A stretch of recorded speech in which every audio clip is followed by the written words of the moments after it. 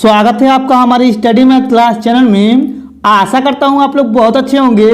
आज हम आपको इस वीडियो में बताएंगे कि समाकलन के अनुप्रयोग के प्रश्न हल करें। तो देखिए कक्षा 12 के चैप्टर नंबर 8 से लिया गया है, जो आपके बोर्ड में हर साल 8 नंबर का पूछा जाता है। तो अगर आप लोग शुरू से लेकर लास्ट तक पूरा वीडियो देख लेंगे तो आप लोग समाकलन के अनुप्रयोग के एक प्रश्न हल करना सीख जाएंगे। तो चलिए इसे हम हल करके बताते हैं। अब देखिए पहला नंबर प्रश्न यहाँ पे जो दिया गया है, चलिए इसको पढ़ लेते हैं। तो देखिए यहाँ पे लिखा हुआ है परवल है 4y बराबर 3x स्क्वायर एवं रेखा 2y बराबर 3x प्लस 12 के मध्य घिरे क्षेत्र का क्षेत्रफल ज्ञात कीजिए। तो देखिए हमें परवल है और रेखा के बीच में जो घिरा हुआ क्षेत्र रहेगा उसी का हमें क्षेत्रफल ज्ञात करना है। ठीक है, देखिए यहाँ पे सिंपल तरीके क्या करेंगे, पहले लिखेंगे हल। ठीक है, अब देखिए हल लिखने के बाद देखिए यहाँ पे जो परवलय दिया है इसको वक्र भी बोलते हैं। तो लिखेंगे वक्र। ठीक, लिखेंगे वक्र। देखिए यहाँ पे दिया हुआ सिंपल तरीके से 4y बराबर 3x स्क्वायर। ठीक है, अब देखिए इसको समीकरण नंबर 1 मान लेंगे। और देखिए यहाँ पे रेखा दिया हुआ है तो यहाँ पे लिखेंगे रेखा। ठीक है, अब देखिए यहाँ पे जो रेखा दिया था इसको लिखेंगे। तो दिया आपका 2y बराबर 3x प्लस 12। देखिए इसको समीकरण नंबर 2 मान लेंगे। ठीक है, यानी कि परवलय जो दिया था उसको वक्र माने हैं, तो यहाँ पे समीकरण 1 हो गया। और देखिए यहाँ पे जो रेखा दिया हुआ है उसको उतार के समीकरण नंबर 2 मान लिए। ठीक, इतना आपको अच्छे से समझ में आया होगा। अब देखिए इसके बाद क्या करेंगे, सिंपल तरीके से यहाँ पे लिखेंगे समीकरण। ठीक है, लिखेंगे यहाँ पे समीकरण 2 से। ठीक है, अब देखिए यहाँ पे जो समीकरण 2 दिया है इसको उतारेंगे। लिखेंगे यहाँ पे सिंपल तरीके से 2y बराबर 3x प्लस 12। ठीक है, अब देखिए यहाँ पे क्या करेंगे, जो 2 दिया है इस 2 से क्या करेंगे, इसमें भाग कर देंगे। तो यहाँ पे हो जाएगा y बराबर 3x प्लस 12 और बटे में हो जाएगा 2। ठीक है, इतना आपको अच्छे से समझ में आ रहा है। देखिए यहाँ पे y का मान आया है। ठीक है, अब देखिए यहाँ पे जो समीकरण नंबर 2 लेकर हल किए थे, अब इसके बाद क्या करेंगे, सिंपल तरीके से इसका मान जो आया है y का उसको समीकरण 1 में रखेंगे। ठीक है, चलिए थोड़ा सा ऊपर करके आगे हम बताते हैं। अब देखिए थोड़ा सा ऊपर कर लिए हैं, अब हम क्या करेंगे, सिंपल तरीके लिखेंगे यहाँ पे समीकरण। ठीक है,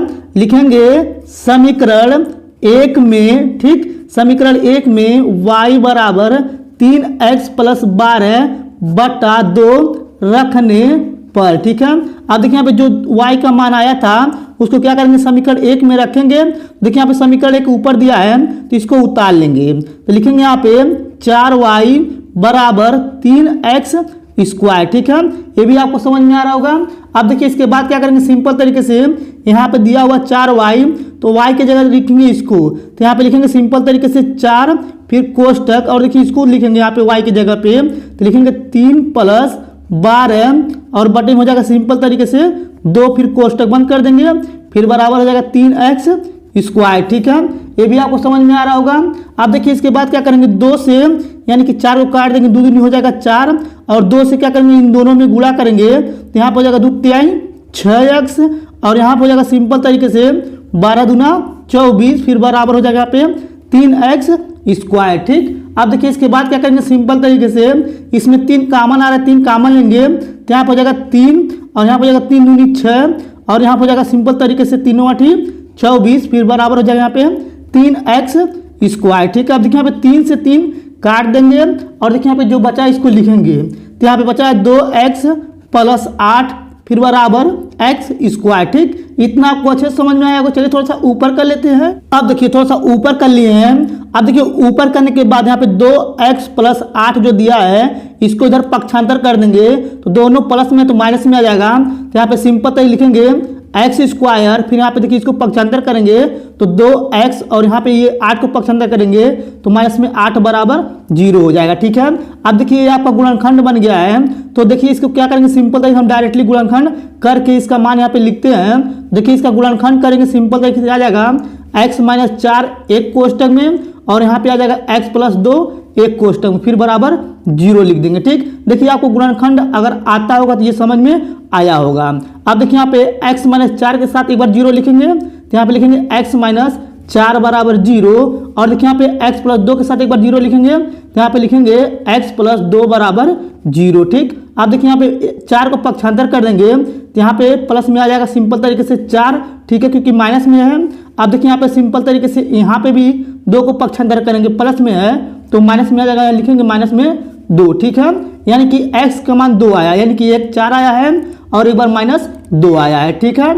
अब देखिए इसके बाद क्या करेंगे, जो x बराबर 4 आया और x बराबर माइनस 2 आया है तो इसका मान क्या करेंगे, समीकरण यानी कि 1 में 2 बार रखेंगे। देखिए यहाँ पे लिख के दिखा दे रहे हैं, तो यहाँ पे लिखेंगे सिंपल तरीके से समीकरण, ठीक है, समीकरण 1 में, ठीक, समीकरण 1 में x बराबर 4 रखने पर, ठीक है।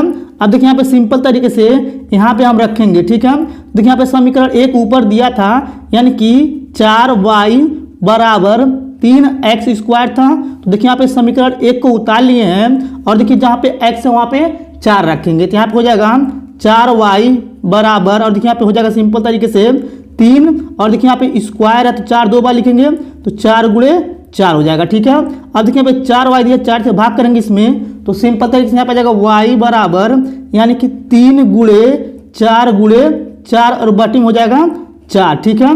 अब देखिए यहाँ पे सिंपल तरीके से 4 से 4 कट जाएगा तो यहाँ पे सिंपल तरीके से आ जाएगा नीचे यानी कि y बराबर 12 आ जाएगा, ठीक है। देखिए यहाँ पे एक बार समीकरण 1 में x बराबर 4 रखे हैं तो y का मान 12 आया, ठीक है।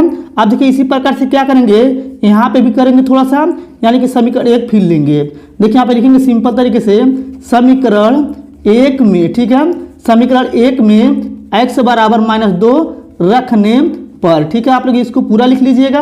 अब देखिए समीकरण 1 उतारेंगे तो यहाँ पे 4y बराबर 3x स्क्वायर हो जाएगा। अब देखिए x जगह -2 रखेंगे तो यहाँ पे बचेगा 4y बराबर 3 गुणे -2 गुणे -2, ठीक है। अब देखिए इसके बाद क्या करेंगे, इस 4 से इसमें भाग करेंगे तो यहाँ पे जाएगा y बराबर 3 गुणे -2 गुणे -2 और बटे में हो जाएगा सिंपल तरीके से 4 हो जाएगा, ठीक है। अब देखिए यहाँ पे आपको ये दिखा होगा अच्छे से। अब देखिए इसके बाद क्या करेंगे, इसको काट देंगे तो 2 दूनी 4 हो जाएगा, यानी कि 2 1 कम 2, 2 दूनी 4 हो जाएगा, यानी कि यहाँ पे माइनस माइनस 1 2 बार आएगा, ठीक है। अब देखिए इसके बाद क्या करेंगे, लिखेंगे यहाँ पे y बराबर, और देखिए यहाँ पे माइनस माइनस प्लस हो जाएगा और 1 जब गुणा कर देंगे 3 में तो 3 आ जाएगा, यानी कि y का मान जो आया है यानी कि 3 आया है x बराबर -2 रखने पर, ठीक है। आप देखिए जो मान आया है x बराबर एक बार 4 इसको 12 के साथ लिखेंगे, और देखिए एक बार आया है x बराबर -2 उसके y के साथ उसका मान रखेंगे, ठीक है। चलिए लिखकर हम आगे दिखाते हैं। आप देखिए यहाँ पे थोड़ा सा ऊपर कर लिए हैं। आप देखिए यहाँ पे सिंपल तरीके से लिखेंगे यानी कि वक्र, ठीक है, लिखेंगे वक्र तथा, ठीक है, लिखेंगे वक्र तथा रेखा, ठीक है, लिखेंगे वक्र तथा रेखा का प्रतिच्छेद, लिखेंगे प्रतिच्छेद, ठीक है, प्रतिच्छेद, ठीक। अब देखिए यहाँ पे प्रतिच्छेद बिंदु जो आया था यहाँ पे सिंपल तरीके से लिखेंगे। देखिए यहाँ पे क्या क्या आया था आप लोग ध्यान से समझिएगा। अब देखिए यहाँ पे एक बार x का मान 4 रखे थे तो 12 आया था y का मान, तो यहाँ पे सिंपल तरीके से लिखेंगे यहाँ पे 4 और 12 लिखेंगे, ठीक है। और देखिए यहाँ पे लिखेंगे सिंपल तरीके से और, ठीक है। अब देखिए और लिखने के बाद देखिए यहाँ पे सिंपल तरीके से यानी कि x बराबर -2 रखे थे तो y का मान आया था 3, तो यहाँ पे सिंपल तरीके कोष्टक में लिखेंगे यहाँ पे -2 और यहाँ पे लिखेंगे यानी कि 3, ठीक है। इतना आपको अच्छे से समझ में आया होगा। चलिए थोड़ा सा ऊपर कर लेते हैं। अब देखिए थोड़ा सा ऊपर करने के बाद हमारा जो 2 बिंदु आया था x पे एक बार 4 आया था और एक बार -2 आया था, ठीक है। उसी प्रकार से देखिए यहाँ पे y पे आया था एक बार 12 एक बार 3 आया था, ठीक है। अब देखिए यहाँ पे x और y पे क्या करेंगे, इन दोनों बिंदु पर एक चित्र बनेगा, तो चलिए हम आपको दिखा देते हैं, ठीक है। आप लोग ध्यान से देखिएगा। देखिए यहाँ पे ये चित्र यहाँ पे बना दिए हुए हैं और देखिए यहाँ पे सिंपल तरीके से यहाँ पे जो q है ये आपका x और y के लिए है, और देखिए यहाँ पे जो p है यानी कि एक बार x और एक बार y के लिए है, और देखिए यहाँ पे सिंपल तरीके से यहाँ पे ये जो इस प्रकार से खींचा गया है ये आपका परवलय के लिए है, और देखिए यहाँ पे इस प्रकार से जो खींचा गया है ये आपका रेखा है, ठीक है। इतना आपको अच्छे से समझ में आया होगा। और देखिए यहाँ पे ये जो रेखा यहाँ पे काट रहा है ये आपका 3 पे काट रहा है, और देखिए यहाँ पे जो Q बिंदु है यानी कि 4 से 12 पे ये मिल रहा है, ठीक है। इतना आपको अच्छे से समझ में आया होगा। अब देखिए हमें ज्ञात करना है कि घेरे क्षेत्र का क्षेत्रफल ज्ञात करना है, ठीक है। देखिए यहाँ पे परवलय में और रेखा के बीच में, ठीक है, देखिए यहाँ पे ये जो रंगे हुए हैं यानी कि यही आपका घेरे क्षेत्र का क्षेत्रफल यानी किसी का हमें क्षेत्रफल ज्ञात करना है। ठीक है, अब देखिए अब इसका क्या करेंगे, हम लिमिट बैठाएंगे। तो कैसे बैठाएंगे आप लोग ध्यान से देखिएगा। देखिए यहाँ पे क्यू के बगल में यहाँ पे 4 है और यहाँ पे पी के बगल में -2 है। तो क्या करेंगे, इस प्रकार से लिमिट बनाएंगे, लिखेंगे 4 से -2। ठीक है, यानी कि लिमिट बैठेगा इसका 4 से -2 तक। ठीक है, और इतना आपको अच्छे समझ में आ गया, अगर वीडियो को लाइक कर दीजिए। ठीक है, अब चलिए थोड़ा सा आगे हम यहाँ पे बताते हैं। अब देखिए यहाँ पे सिंपल तरीके से क्या किए हैं, यहाँ पे लिखे हैं अतः अभिष्ट क्षेत्रफल बराबर लिमिट जो बैठा है 4 से -2 तक। और देखिए यहाँ पे कोष्टक में लिखे हैं y रेखा के लिए और माइनस लगा दिए। और यहाँ पे देखिए सिंपल तरीके लिखे हैं कोष्टक में y परवलय के लिए। ठीक है, देखिए यहाँ पे सिंपल तरीके से समीकरण 1 और समीकरण 2, यानी कि समीकरण 1 जो था सिंपल तरीके से आपको पता है कि वक्र था और समीकरण 2 जो था आपका रेखा था। तो क्या करेंगे, यहाँ पे देखिए 4 को इधर फेंक देंगे तो यहाँ पे आ जाएगा y बराबर 3x² बटे में आ जाएगा 4। ठीक है, उसी प्रकार से देखिए 2 से इसमें भाग कर देंगे तो y बराबर आ जाएगा यहाँ पे 3x + 12/2 आ जाएगा। ठीक है, अब देखिए यहाँ पे सिंपल तरीके से यहाँ पे जो ऊपर दिया हुआ था ये वक्र के लिए था। तो देखिए यहाँ पे सिंपल वक्र जो होता है परवलय के लिए होता है। ठीक, और देखिए यहाँ पे सिंपल समीकरण जो 2 है ये आपका रेखा के लिए था। ठीक है, देखिए यहाँ पे सिंपल बराबर लगाएंगे और यहाँ पे लिखेंगे समाकलन 4 से -2 और यहाँ पे लिखा y रेखा के लिए। तो ये आपका y रेखा के लिए है समीकरण 2। तो यहाँ पे इसको लिखेंगे 3x + 12 बटे में 2 हो जाएगा।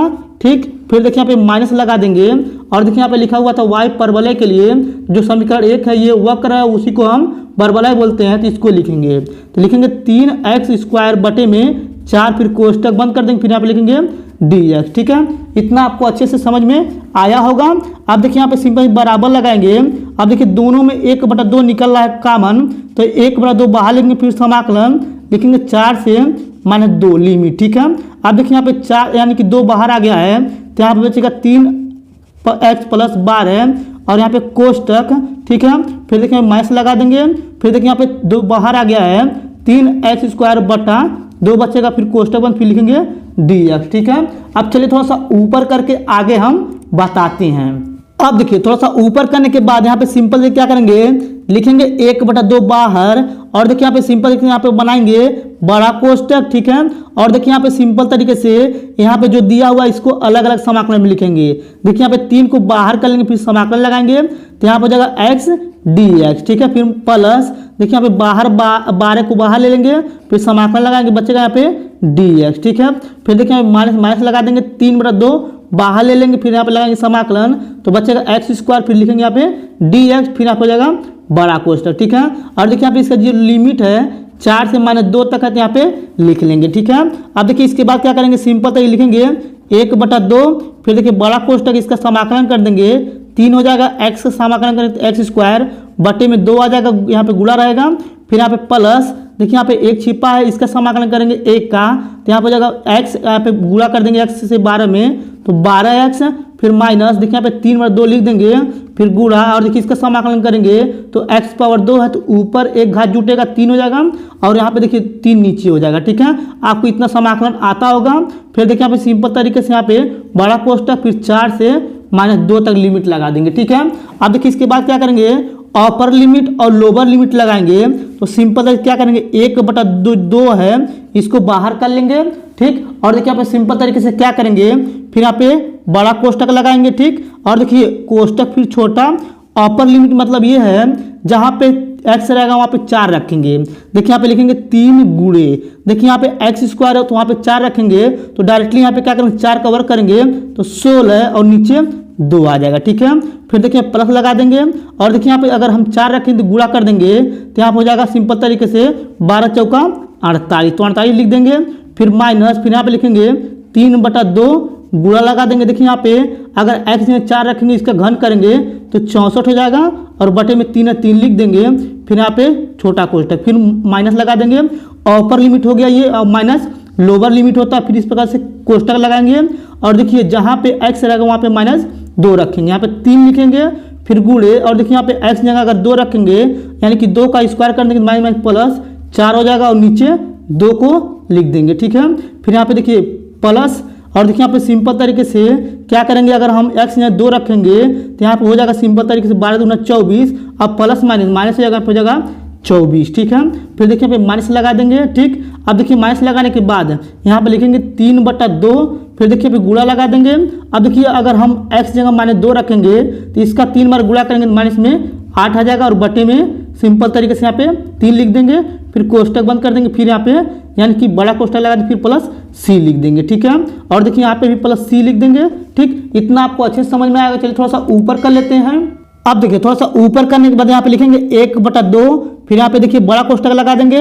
अब देखिए 2 से इसको काटेंगे तो यहाँ पे हो जाएगा 8, और देखिए इसको गुणा कर देंगे तो 8 तरीका हो जाएगा 24। ठीक है, फिर देखिए यहाँ पे सिंपल तरीके से 48 पर लिखेंगे यहाँ पे 48, फिर देखिए यहाँ पे 3 से 3 कट गया, फिर 2 से क्या करें 64 को काटेंगे तो बचेगा यहाँ पे यानी कि 32, यहाँ पे माइनस है तो -32 हो जाएगा। ठीक है, फिर देखिए यहाँ पे सिंपल ये कोष्टक लगा देंगे, फिर यहाँ पे भी कोष्टक, फिर माइनस। ठीक है, अब देखिए इसके बाद फिर कोष्टक लगाएंगे, 2 से काटेंगे 4 को 2 हो जाएगा, 2 तिहाई 6 लिख देंगे। ठीक है, फिर देखिए यहाँ पे -24 -24 लिख देंगे, फिर देखिए यहाँ पे इसमें 3 से 3 काट देंगे, और देखिए 2 से काटेंगे 8 को तो हो जाएगा यहाँ पे 2 चौका 8, माइनस में तो देखिए यहाँ पे माइनस माइनस हो जाएगा आपका प्लस, यानी कि प्लस में 4 आ गया। ठीक है, फिर कोष्टक बंद कर देंगे, फिर बड़ा कोष्टक लगा देंगे। ठीक है, अब देखिए यहाँ पे सिंपल तरीके से क्या करेंगे, लिखेंगे 1/2। ठीक, फिर यहाँ पे बड़ा कोष्टक।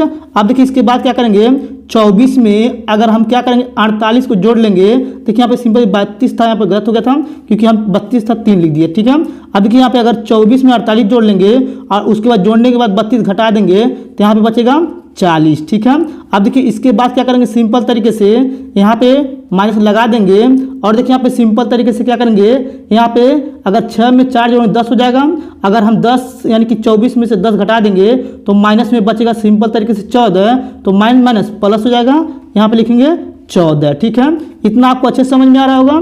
अब देखिए इसके बाद क्या करेंगे, लिखेंगे 1/2 और इसको जोड़ लेंगे तो सिंपल तरीके से यहाँ पे हो जाएगा 54। ठीक है, अब देखिए 2 से क्या करें 54 को काट देंगे तो बचेगा यहाँ पे 27, यानी कि इसका आ जाएगा आंसर 27 वर्ग इकाई। ठीक है, इतना आपको अच्छे से समझ में आ रहा होगा, यही आपका आंसर हो गया। अगर आपको ये मेरा पूरा वीडियो अच्छे तरीके से समझ में आ गया होगा तो हमारे वीडियो को लाइक और कमेंट जरूर कर दीजिएगा। अगर आप लोग मेरे चैनल पर नहीं होंगे तो चैनल को सब्सक्राइब जरूर कर दीजिएगा। धन्यवाद।